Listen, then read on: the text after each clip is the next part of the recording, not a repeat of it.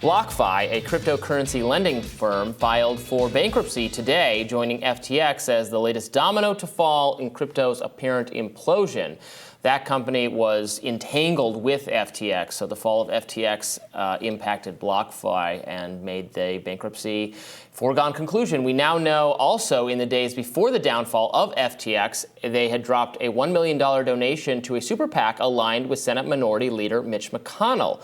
According to Bloomberg News, first reported that story. The contribution was seen in the latest filing with the Federal Election Commission. OpenSecrets.org says the super PAC poured the most cash, $239 million, into the midterm elections, which went to GOP candidates. Democrats have also received funding from FTX founder Sam Bankman-Fried. According to reports, before the company's collapse, SBF donated roughly $35 million to Dems.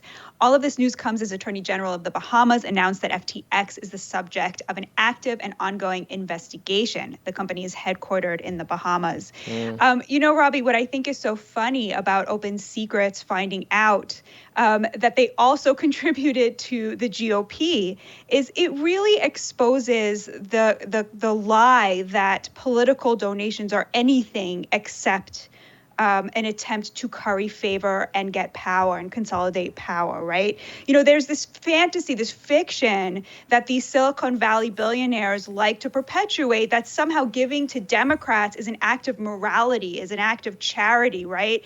But nothing could be further from the truth because politics is completely amoral. It is all about power. And here what you're seeing is the privatization of the public good. So instead of having an engaged body politic that decides how to spend its money for the greater good based on what the majority of Americans think is the greater good, you have billionaires buying off politicians in order to curry favor with them to push what their private agenda is, what they think is for the common good, which oftentimes is just what benefits elites. I mean, that's sort of the critique here. And I think it's just so funny that as it seemed like there was going to be a huge red wave, suddenly they started giving to the GOP, right? It really exposes that.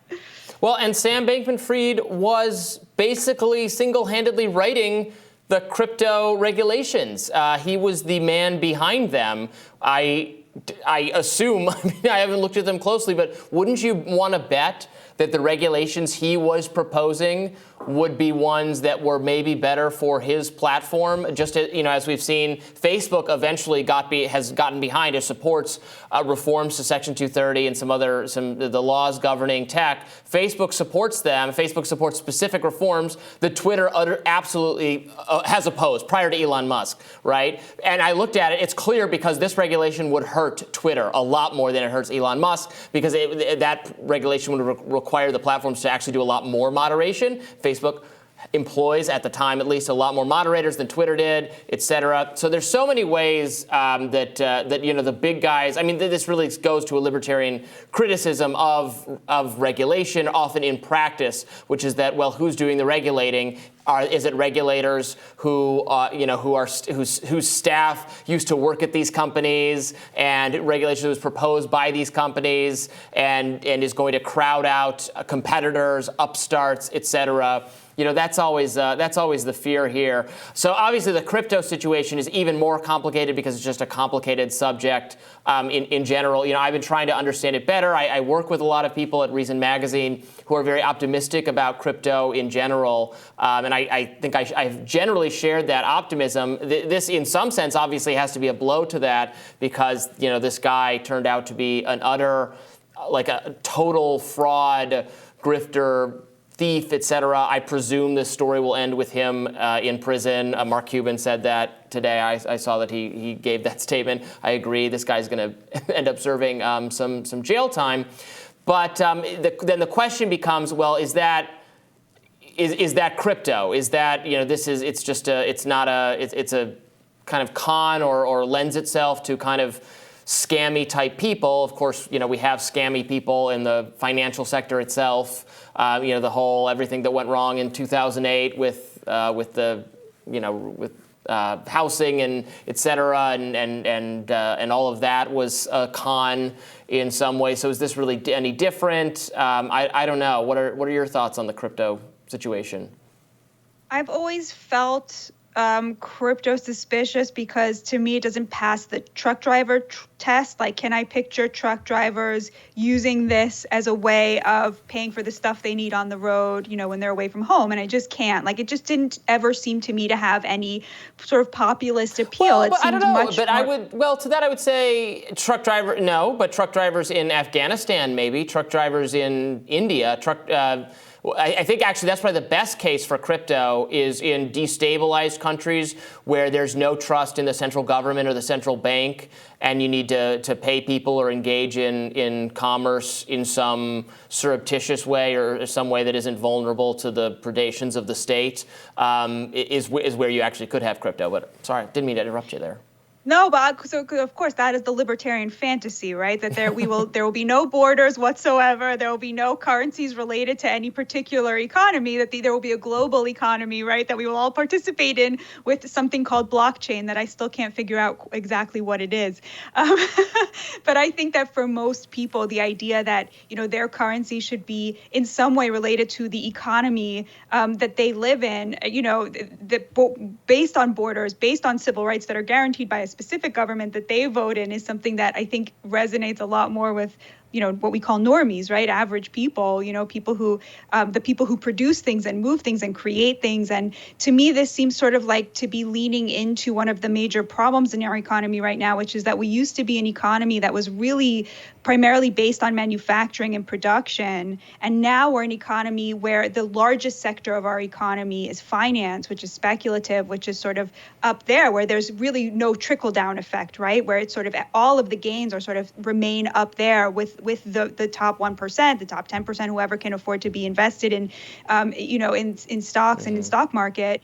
And that has a huge impact because, when you have an economy based on production, the people who are making the things end up being the consumers as well, which is sort of a tide that lifts all boats. Whereas, what we have now is, stock buybacks, things like that, where the people at the top are really just enriching themselves. And to me, crypto just seemed much more on the speculative side and even further detached from, the real things that make a life, the real things that we rely on, the real labor that, we all depend upon just to exist. Well, I mean, but the case for it isn't just that we're trying to create some like global one world, whatever, right? It's that people in various parts of the world, including in some cases, in some ways here at the U.S., if you can't trust the government, if the government is wrecking its currency or is spending wrongly or grabbing, confiscating massive amounts of money from people, or in the kinds of things that have gone really, wrecked in Greece and Nigeria, et cetera, with the currency becoming worthless or something overnight based on really bad stuff the government does, something outside the government's purview or control can be good, not just for speculators, but actually for working people as well. And I think I know what you're saying. I absolutely understand where you're coming from here.